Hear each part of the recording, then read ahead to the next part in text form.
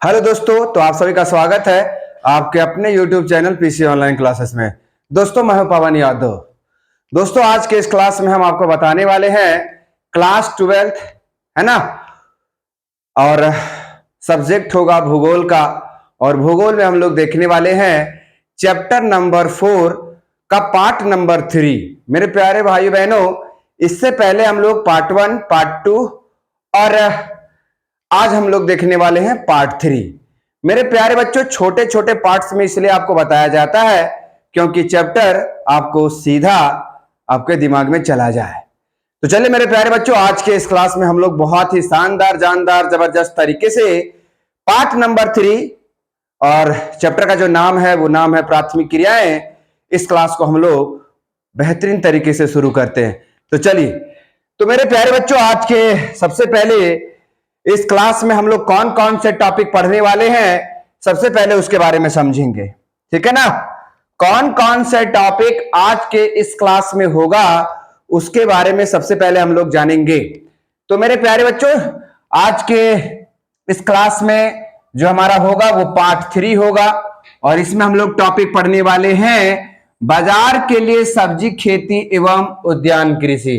आज के इस क्लास में पढ़ेंगे, इधर देखो। अब उसके बाद क्या पढ़ेंगे? सहकारी कृषि पढ़ेंगे, दूसरा टॉपिक।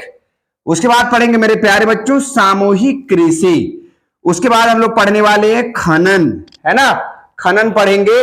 उसके बाद पढ़ेंगे खनन कार्य को प्रभावित करने वाले कारक, खनन कार्य को प्रभावित करने वाले कारक। उसके बाद खनन की विधियां। तो मेरे प्यारे बच्चों, ये सारा का सारा टॉपिक हम लोग पढ़ेंगे आज के इस क्लास में, क्लास नंबर 3 या पार्ट नंबर 3 में पढ़ेंगे हम लोग। और मेरे प्यारे बच्चों, चैप्टर का एंड यहीं पर हो जाता है। एक आपका क्लास 4 होगा, क्लास 4 होगा जिसमें आपको एमसीक्यू के साथ साथ वीवीआई, कौन कौन से प्रश्न पूछे जाते हैं इस चैप्टर से, उसके बारे में आपको बहुत ही शानदार, जानदार, जबरदस्त, एकदम मांझी स्टाइल में बताया जाएगा। तो चलिए मेरे प्यारे बच्चों, इस क्लास को हम लोग शुरू करते हैं। चलिएगा, तो मेरे प्यारे बच्चों, आज के इस क्लास का पहला टॉपिक बहुत ही शानदार, जानदार, जबरदस्त है। टॉपिक कहता है बाजार के लिए सब्जी खेती एवं उद्यान कृषि। अब हमारा जो मार्केट लगता है ना, इस मार्केट में, इस बाजार में किसकी आवश्यकता पड़ती है? तो सब्जी की आवश्यकता पड़ती है। उसके साथ साथ इस बाजार में किसकी आवश्यकता पड़ती है? फूल की आवश्यकता पड़ती है ना। तो आज हम लोग इस टॉपिक में पढ़ने वाले हैं कि बाजार के लिए सब्जी कैसे उपलब्ध करवाएं और बाजार के लिए हम लोग फूल कैसे उपलब्ध करवाएं। तो मेरे प्यारे बच्चों, पहला इस चैप्टर का पहला पॉइंट है, इस प्रकार के कृषि में अधिक मुद्रा मिलने वाली, है ना, इस प्रकार की कृषि में अधिक मुद्रा मिलने वाली फसलें जैसे सब्जियां, फल एवं पुष्प लगाए जाते हैं जिनकी मांग नगरीय क्षेत्रों में होता है ना। बाजार के लिए सब्जी एवं उद्यान कृषि जो है मेरे प्यारे बच्चों, ये बड़े स्तर पर किया जाता है ना, और वैसे फसलों का उत्पादन किया जाता है जिसमें किसकी अधिक मात्रा मिलेगी? मुद्रा की अधिक मात्रा मिलने की संभावना होती है। वैसे फसलों को जो है वो किसान लगाते हैं, है ना। जैसे क्या क्या लगाते हैं भैया? सब्जी, अब सब्जी में भी बहुत पैसा है, फल में भी बहुत पैसा है, पुष्प में भी बहुत पैसा है ना। तो इस प्रकार के कृषि में अधिक पैसा मिलने वाली फसलों का उत्पादन किया जाता है, जैसे सब्जी का, फल, पुष्प इत्यादि का जो है वो खेती की जाती है। और इसकी मांग कहां होती है? नगरीय क्षेत्रों में होती है, शहरी क्षेत्रों में होती है ना। तो पहला पॉइंट आपको समझ में आया मेरे प्यारे बच्चों कि इस प्रकार के कृषि में अधिक पैसा मिलने वाले फसलों का उत्पादन किया जाता है, जैसे सब्जी, फल, है ना, पुष्प इत्यादि का खेती किया जाता है। बात समझ में आया जी? उसके बाद, है ना, कहां पर इसकी मांग की जाती है? तो नगरीय क्षेत्रों में इसका मांग अत्यधिक होता है।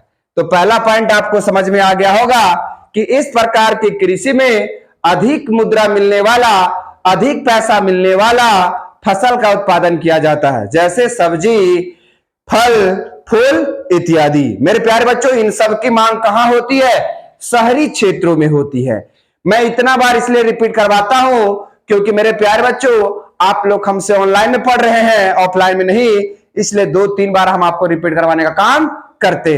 अगर आपको पहला पॉइंट समझ में आ जाए तो तुरंत वीडियो को आगे बढ़ा देना है। चलिए, अगला पॉइंट है मेरे प्यारे बच्चों, इस प्रकार की कृषि में खेतों का आकार छोटा होता है ना मेरे प्यारे बच्चों। इस प्रकार का जब हम खेती करेंगे तो खेत का आकार कैसा होगा रसगुल्ला?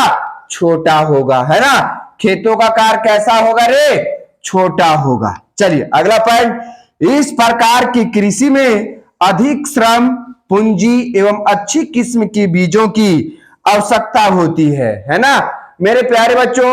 बाजार के लिए सब्जी एवं उद्यान कृषि जब हम करते हैं तो हमको अधिक पूंजी की आवश्यकता पड़ती है ना। हम अच्छे अच्छे किस्म के बीजों को लगाएंगे तभी ना फसल का उत्पादन अत्यधिक होगा, है कि नहीं। तो बाजार के लिए सब्जी एवं उद्यान कृषि जब हम करते हैं तो इसमें हमको बड़े मात्रा में पूंजी की आवश्यकता होती है, और हम लोग क्या करते हैं? अच्छे अच्छे बीजों को अपने खेतों में बोने का काम करते हैं।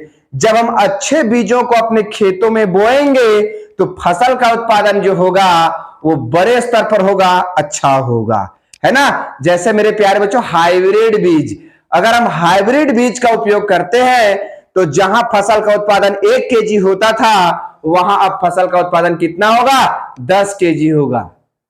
किसके कारण? हाइब्रिड बीज के कारण।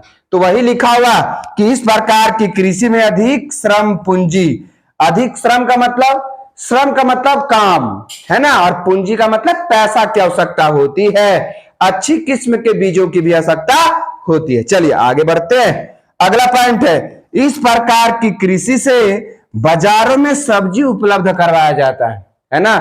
इस प्रकार की जब कृषि होती है मेरे प्यारे बच्चों, तो इस प्रकार की कृषि करने का मुख्य उद्देश्य यही है कि बाजार में हम लोग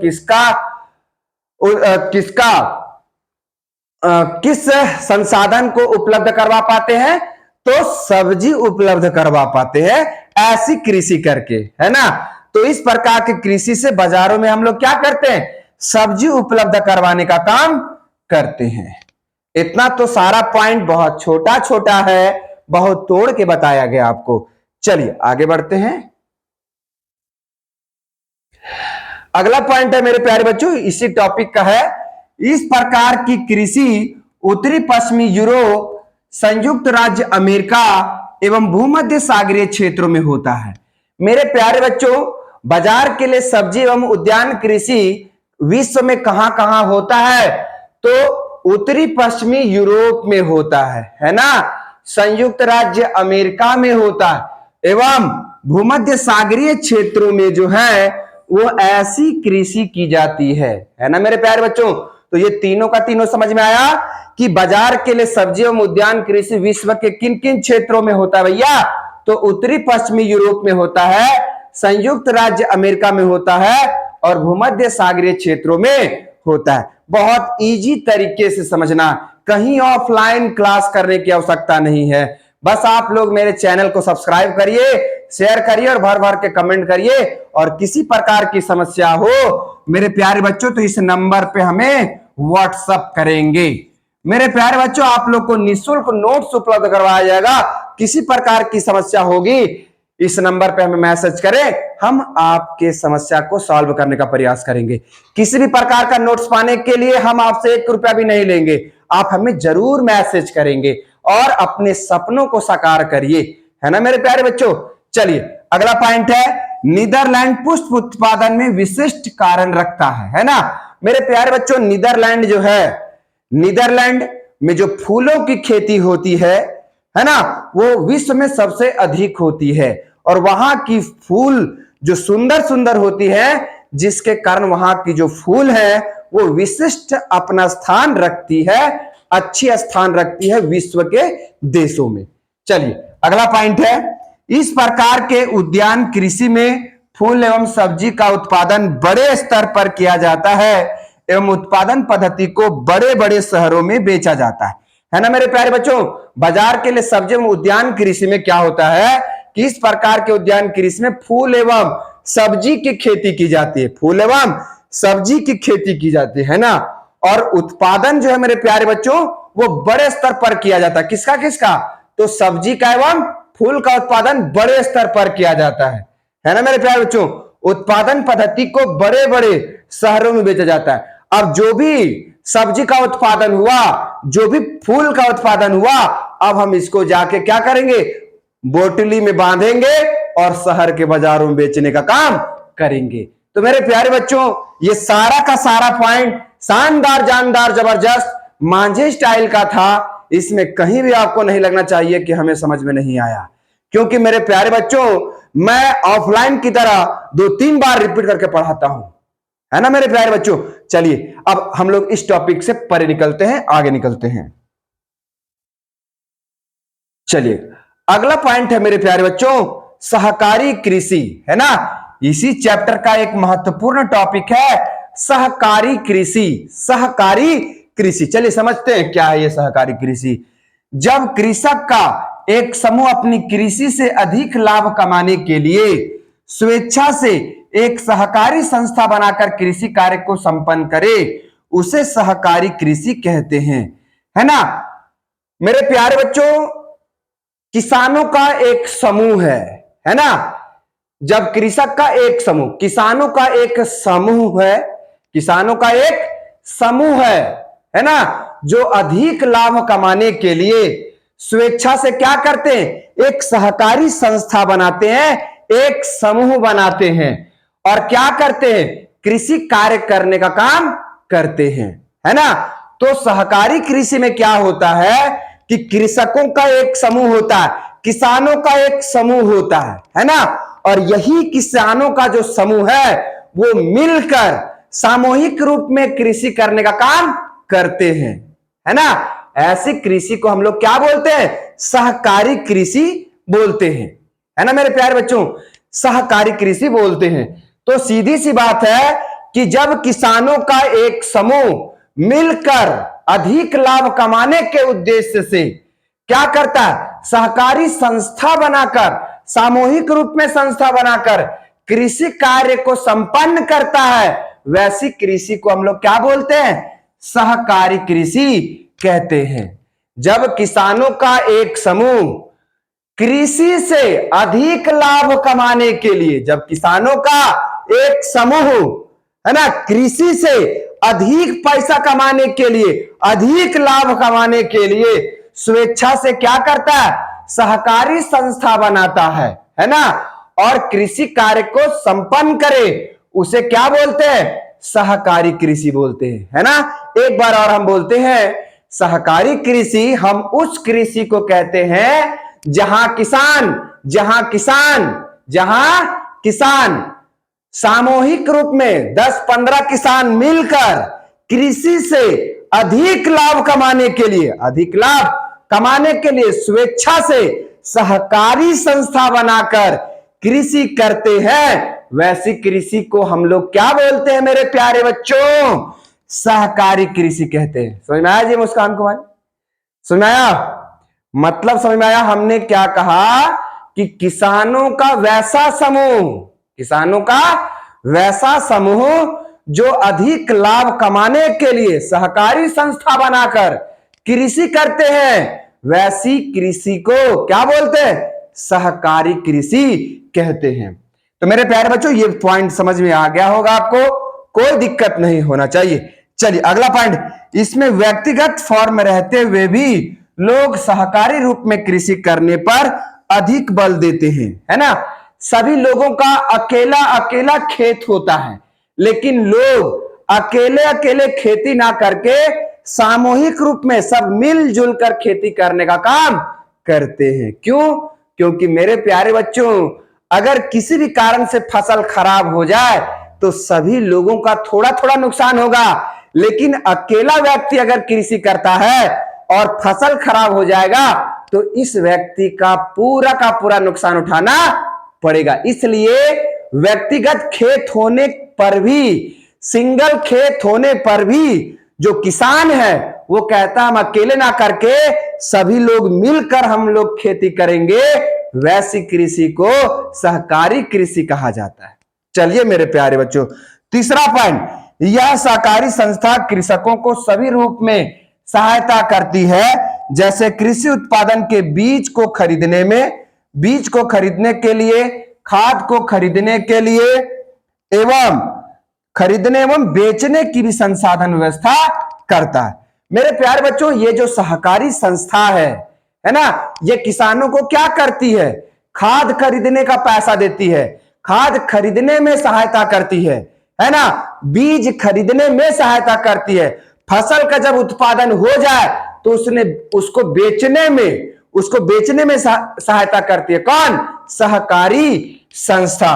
तो यहां बोल रहा है यह सहकारी संस्था कृषकों को सभी रूपों में सहायता करती है। ये जो सहकारी संस्था है ये किसानों को सभी रूपों में सहायता करती है, मतलब खाद खरीदने में मदद करता है, फसल बीज खरीदने में मदद करता है, दवाइयां खरीदने में मदद करता है, जब फसल का उत्पादन हो जाए तो उसको बेचने में मदद करता है। कौन?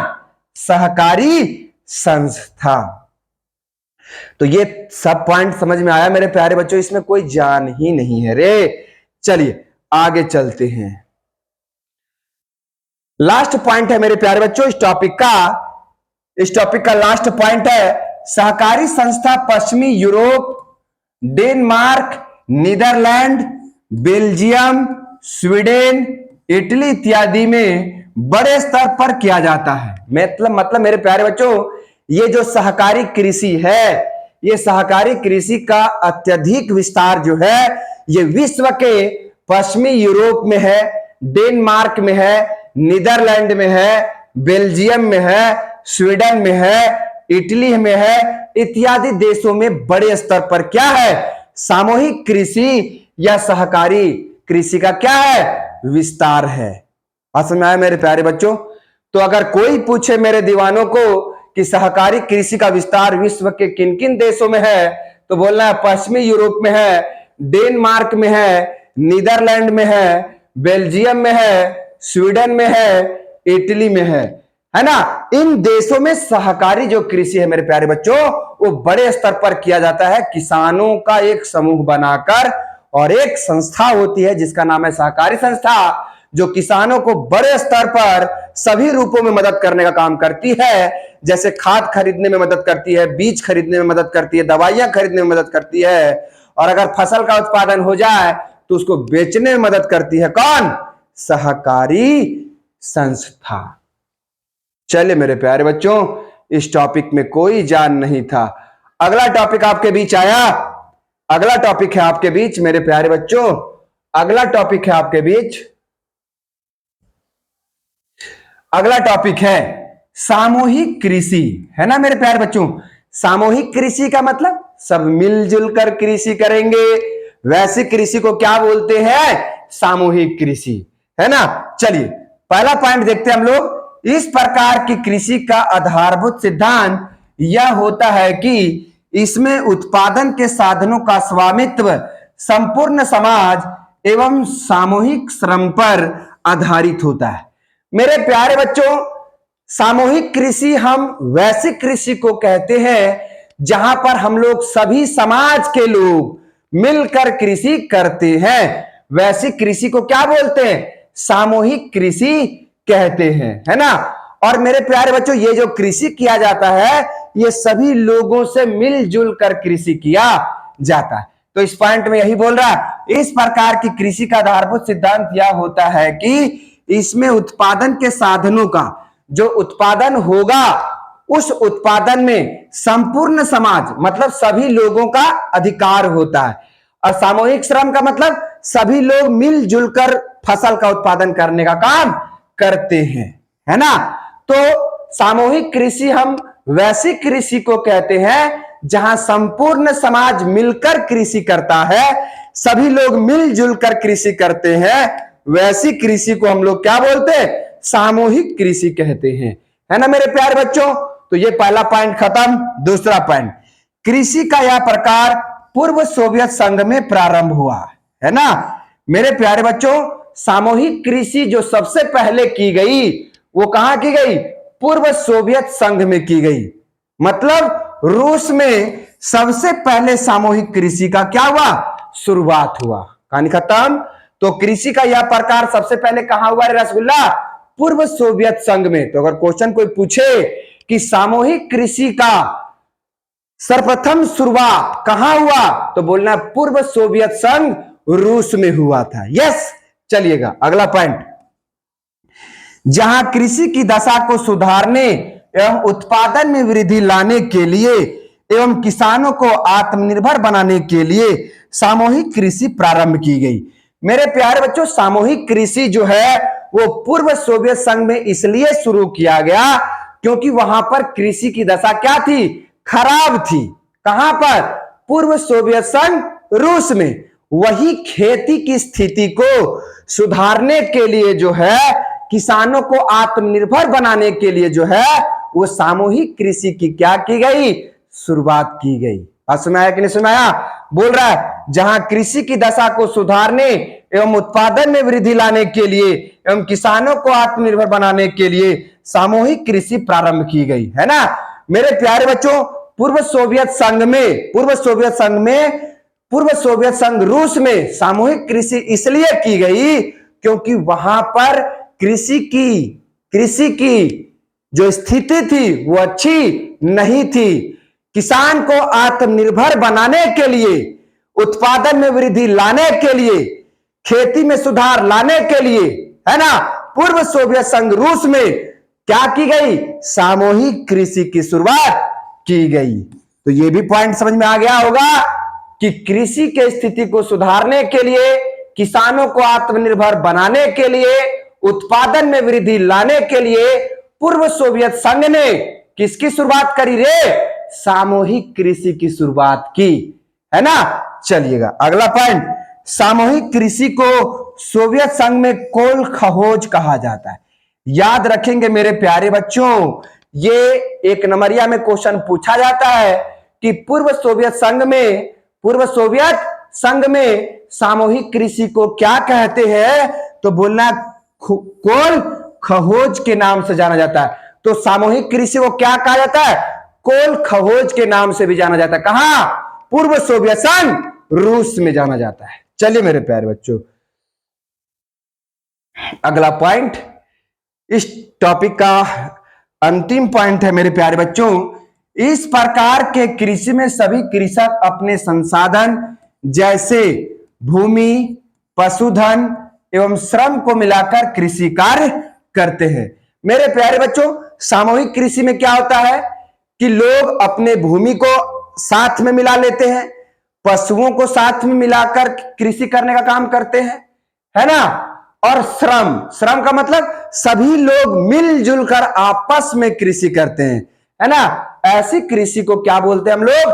सामूहिक कृषि कहते हैं, है ना। सामूहिक कृषि में क्या होता है? सभी लोग अपने अपने भूमि को साथ मिला लेते हैं, जो उनके पास पशु हैं उनको भी साथ में मिला लेते हैं। श्रम का मतलब काम का मतलब सभी लोग मिलजुल कर एक साथ खेती करते हैं। वैसी खेती को या वैसी कृषि को सामूहिक कृषि कहते हैं। याद रखेंगे, एक भी पॉइंट छूटना नहीं चाहिए। बहुत ही शानदार, जानदार, जबरदस्त ऑफलाइन की तरह ऑनलाइन में दिया जा रहा है मेरे प्यारे बच्चों। चलिएगा आगे बढ़ते हैं।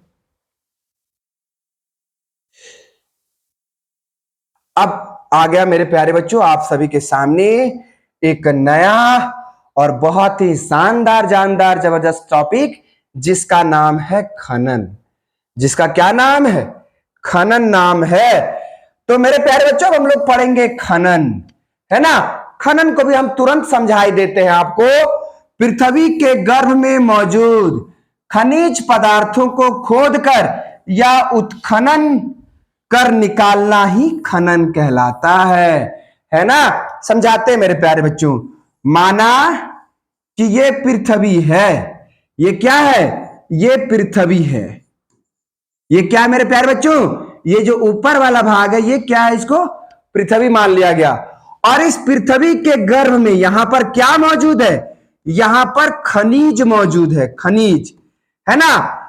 इसी खनिज को खोद कर निकालना ही क्या कहलाता है? खनन कहलाता है ना।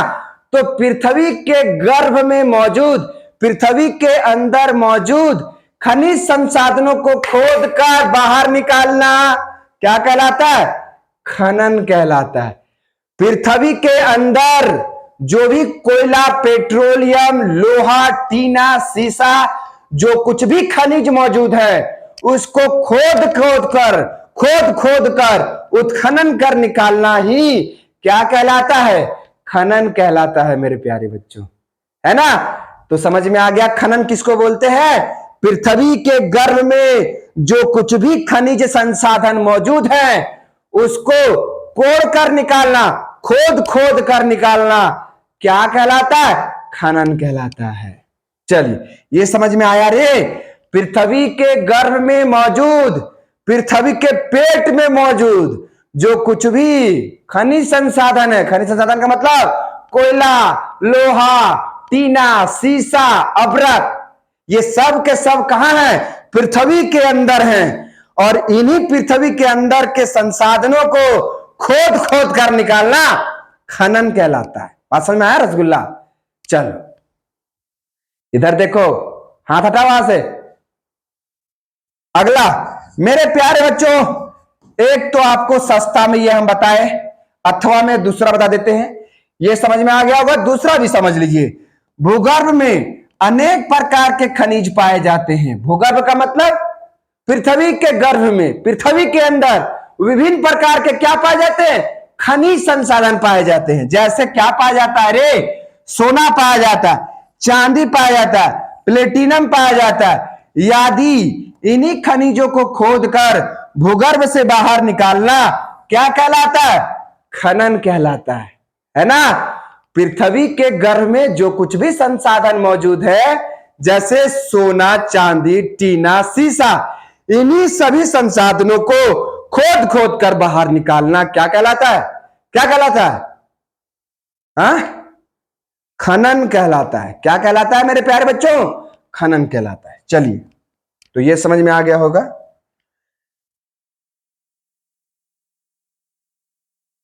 खनन खत्म होने के बाद एक बहुत ही अच्छा टॉपिक आया, खनन कार्य को प्रभावित करने वाले कारक। खनन कार्य को प्रभावित करने वाले कारक, है ना। तो मेरे प्यारे बच्चों, खनन कार्य को प्रभावित करने वाले मुख्यतः दो कारक हैं, है ना। खनन कार्य जो हम खनन कर रहे हैं, ये खनन किन किन कारणों से प्रभावित होती है, बाधित होती है। तो खनन को जब हम खोद कर निकालने का प्रयास करते हैं तो हमारे पास दो ऐसे संसाधन होते हैं, जो दो ऐसे कारक होते हैं जो प्रभावित करने का काम करते हैं। पहला कौन है? भौतिक कारक, और दूसरा कौन है? आर्थिक कारक, जो खनन कार्य को क्या करते हैं? प्रभावित करते हैं, बाधित करने का प्रयास करते। इन्हीं दोनों कारणों से हम खनन अच्छे तरीके से नहीं कर पाते, है ना।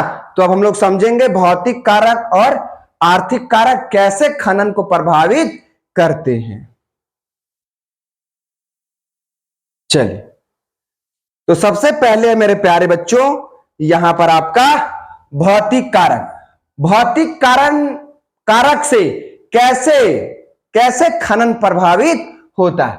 तो पहला भौतिक कारक जिसमें, यहां जिसमें हो जाएगा, जिसमें खनिज निक्षेपों के आकार, श्रेणी एवं उपस्थिति की अवस्था को सम्मिलित करते हैं, है ना मेरे प्यारे बच्चों।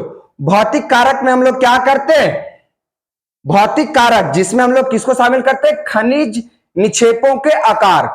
खनिज निक्षेप का आकार कैसा है ना, इस पर निर्भर करता है कि खनन कार्य सही तरीके से होगा या नहीं होगा। तो खनन कार्य को प्रभावित करने में खनिज निक्षेपों का आकार भी अहम योगदान रखता है, और श्रेणी एवं उपस्थिति भी अहम योगदान रखता है खनन को प्रभावित करने में। चलिए आर्थिक कारक, है ना। आर्थिक कारक जिसमें खनिज की मांग विद्यमान तकनीकी खनिज की मांग, विद्यमान तकनीकी ज्ञान एवं उसका उपयोग और संरचना के विकास के लिए उपलब्ध पूंजी एवं यातायात श्रम पर होने वाला व्यय होता है ना। आर्थिक कारक में क्या होता है मेरे प्यारे बच्चों कि हम लोगों के पास जब भी हम खनन करते हैं तो कोयला या पेट्रोलियम को निकालने के लिए हमें बड़े स्तर पर किसकी आवश्यकता पड़ती है, पैसा की आवश्यकता पड़ती है। तो खनन कार्य को प्रभावित करने में आर्थिक कारक भी अहम योगदान रखता है। जैसे खनिजों की मांग तो बड़े स्तर पर है, लेकिन इसको निकालने में हमें क्या होता है, कठिनाई महसूस होती है ना। विद्यमान तकनीक, जो भी तकनीक है उस तकनीक में हमें बहुत पैसा खर्च होता है। ज्ञान एवं उसका उपयोग है ना, कैसे हमको खनिज को निकालना है, संरचना के विकास के लिए। अब जो मशीन बना हुआ है उसकी संरचना कैसी है उस पर भी निर्भर, उस पर भी हमको बहुत सारा पैसा खर्च करना है।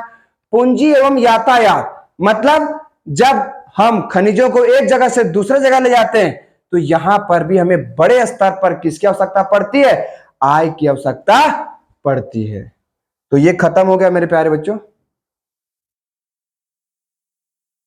अगला है आपका खनन की विधियां, है ना, खनन की विधियां। अगला टॉपिक है आपका खनन की विधियां। तो खनन की दो विधि है, एक है आपका धरातलीय खनन और दूसरा है आपका भूमिगत खनन, है ना। एक है आपका धरातलीय खनन और दूसरा कौन है, तुमको पढ़ने में मन नहीं लगता, हमको पक्का पता है। एक कौन है, धरातलीय खनन और दूसरा कौन है, भूमिगत खनन। तो खनन की दो विधियां हैं, एक है धरातलीय खनन और एक है भूमिगत खनन। तो मेरे प्यारे बच्चों सबसे पहले समझेंगे धरातलीय खनन को, है ना। धरातलीय खनन को विवरित खनन भी कहा जाता है ना।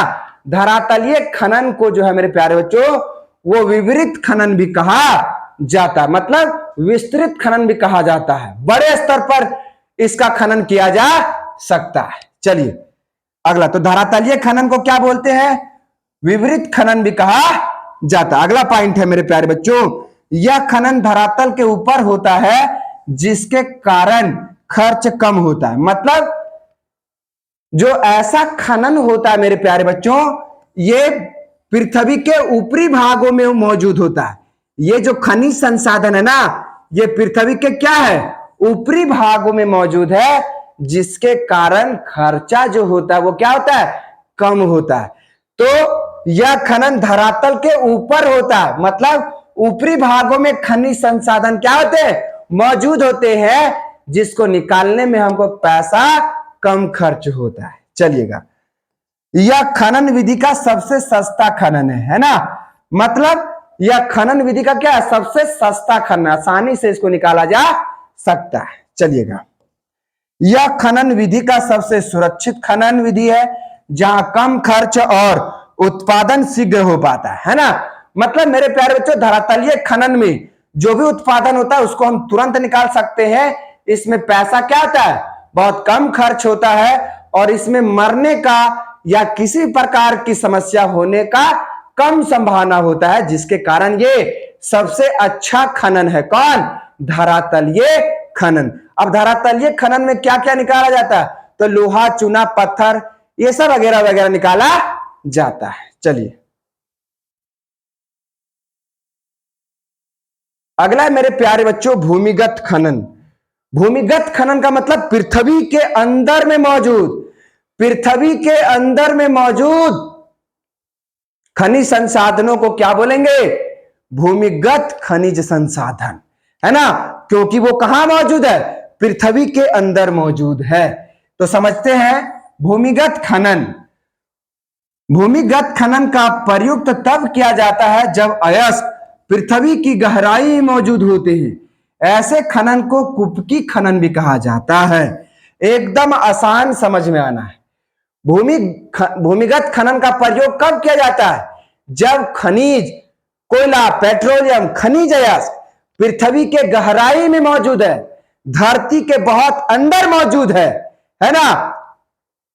इस प्रकार के खनिज संसाधनों को, इस गहराई में मौजूद खनिज संसाधनों को निकालने के लिए किसकी आवश्यकता पड़ती है, भूमिगत खनन की आवश्यकता पड़ती है। इसी भूमिगत खनन को क्या बोलते हैं? कुपकी खनन भी कहा जाता है। मेरे प्यारे बच्चों समझिएगा, ये क्या है? ये है आपका कुपकी, है ना। तो ये है पृथ्वी, और खनिज संसाधन कहां मौजूद है? यहां मौजूद है। तो पृथ्वी के गहराई में जो कुछ भी खनिज संसाधन मौजूद हैं, उनको बाहर निकालने के लिए हम कैसे खनन का प्रयोग करते हैं? भूमिगत खनन का प्रयोग करते हैं। इसी भूमिगत खनन को क्या बोलते हैं? कुपकी खनन कहा जाता है। कुपकी खनन का मतलब ये इस प्रकार का आकार होता है ना। तो भूमिगत खनन हम वैसे खनन को कहते हैं जहां पर खनिज संसाधन कहां मौजूद होते हैं? पृथ्वी के गर्भ मौजूद होते हैं, पृथ्वी के गहराई में मौजूद होते हैं। और ऐसे संसाधनों को निकालने के लिए, ऐसे खनिज पदार्थों को निकालने के लिए हम भूमिगत खनन का प्रयोग करते हैं, कुपकी खनन का प्रयोग करते हैं। चलिए, इस विधि में लंबवत कुपकी गहराई तक स्थित होता है। यहां गहराई में गैलेरिया होती है जहां अयस्क तक पहुंचा जाता है। उसके बाद धरातल पर अयस्क को लाया जाता है। मेरे प्यारे बच्चों, है ना, ऐसा खनन में क्या होता है? ऐसे गहराई में मौजूद होते हैं खनिज संसाधन, और यहां विभिन्न प्रकार की गैलेरिया मौजूद होती है। इस प्रकार की गैलेरिया मौजूद होती है ना, और इसी प्रकार की गैलेरियों के माध्यम से अयस्क के पास पहुंचते हैं। कहां पहुंचते हैं? अयस्क के पास, खनिज संसाधनों के पास पहुंचते हैं। और वहां पहुंचने के बाद उस खनिज संसाधनों का क्या करते हैं हम लोग? दोहन करते हैं। उसके बाद उस खनिज संसाधन को बाहर निकाला जाता है। तो लिखा हुआ इस विधि में लंबवत कुपकी का मतलब इस प्रकार की गहराई होती है ना, स्थित होता है। यहां गहराई में गैलेरिया होती है। गैलेरिया का मतलब इस प्रकार की होती है, तभी हम वहां पर पहुंच पाते हैं, है ना। उसके बाद धरातल पर खनिज संसाधन, अयस्क का मतलब खनिज संसाधन को बाहर निकाला जाता है। तो ये समझ में आया कि जो भूमिगत खनन होता है, इस विधि में लंबवत कुपकी की गहराई होती है, मतलब सीधा गड्ढा होगा। गड्ढा होने के बाद फिर ऐसे गैलेरिया बनी होंगी, और जो यही गैलेरियों के माध्यम से हम कहां पहुंचते हैं? अयस्क के पास पहुंचते हैं, खनिज के पास पहुंचते हैं। कोयला, पेट्रोलियम, है ना, लोहा, इन सब के पास हम इन गैलेरियों के माध्यम से पहुंचते हैं। और पहुंचने के बाद फिर हम अयस्कों को क्या करते हैं? खनिज संसाधनों को बाहर निकालते हैं। किस विधि के द्वारा? भूमिगत खनन या कुपकी खनन के द्वारा। चलिएगा, अगला पॉइंट है मेरे प्यारे बच्चों, इन खदानों में लिफ्ट की व्यवस्था होती है जिसमें मजदूर को ले जाया जाता है और फिर लाया जाता है ना। मतलब अंदर में मौजूद जो खनिज संसाधन है वहां तक पहुंचने के लिए किसान, जो कामगार हैं, जो श्रमिक हैं, उसके लिए लिफ्ट लगा होता है ना। मतलब ऊपर ले जाना और नीचे लाने के लिए क्या मौजूद होता है? लिफ्ट मौजूद होता है। यह किस खनन की विशेषता है? भूमिगत खनन की विशेषता है ना मेरे प्यारे बच्चों, है ना। कुपकी खनन में या गैलेरियों तक पहुंचने के लिए, गहराई तक पहुंचने के लिए, है ना, कामगारों के पास, काम करने वाले लोगों के लिए लिफ्ट की व्यवस्था होती है, जिसके द्वारा लोगों को अंदर ले जाया जाता है और फिर अंदर से लोगों को बाहर लाया जाता है। किसके माध्यम से? लिफ्ट के माध्यम से। चलिएगा, अगला पॉइंट है, ऐसे खनन में अयस्कों को लाने के लिए गाड़ियों का प्रयोग किया जाता है। अब अंदर में जो कुछ भी खनिज संसाधन मौजूद है, इन खनिज संसाधनों को निकालने के लिए किसका प्रयोग किया जाएगा? गाड़ियों का प्रयोग किया जाएगा। चलिए, अगला पॉइंट, ऐसे खनन में सुलभ वायु संचार की प्रणाली भी मौजूद होती है ना। ऐसे खनन में क्या होता है? भूमिगत खनन में क्या है? सुलभ वायु संचार प्रणाली भी मौजूद होती है। मतलब तुरंत हम किसी भी घटना या दुर्घटना होने पर हम तुरंत सूचित कर सकते हैं अगले व्यक्ति को। चलिएगा, अगला, यह खनन जोखिम भरा है। भूमिगत खनन जो है ये जोखिम भरा है, खतरनाक है ना। अगला, ऐसे खनन में आग लगने, बाढ़ आने, जहरीले गैसों के निकलने की खतरा बनी रहती है, जिसके कारण ऐसा खनन जोखिम भरा है ना। भूमिगत खनन में क्या होता है मेरे प्यारे बच्चों कि लगातार यह संभावना बनी रहती है कि कब आग लग जाएगा, कब बाढ़ आ जाएगा, है ना, कब जहरीली गैसों का स्त्राव बहने लगेगी, है ना। इन सब की घटनाएं बनी रहती हैं किस खनन में, भूमिगत खनन में, याद रखेंगे। तो मेरे प्यारे बच्चों ये सारा का सारा पॉइंट अगर आप लिखते हैं तो जो एग्जामिनर होगा वो आपको चपचपा के नंबर देने का काम करेगा, है ना मेरे प्यारे बच्चों। तो इस चैप्टर का ये लास्ट टॉपिक था और लास्ट टॉपिक को हम लोग बहुत ही शानदार जानदार जबरदस्त तरीके से समझे। अब आपको याद रखना है कि चैप्टर नंबर 4 का जितना थ्योरी का पार्ट था वो समाप्त हुआ। अब हम मेरे प्यारे बच्चों पार्ट 4 में एमसीक्यू के प्रश्न के साथ साथ महत्वपूर्ण प्रश्नों को लेकर आएंगे जो आपके एग्जामों में पूछने की पूरी संभावना रखती है। तो चलिए मेरे प्यारे बच्चों पुनः मिलेंगे हम लोग अगले टॉपिक के साथ। तब तक के लिए आप सभी को जय हिंद, जय भारत।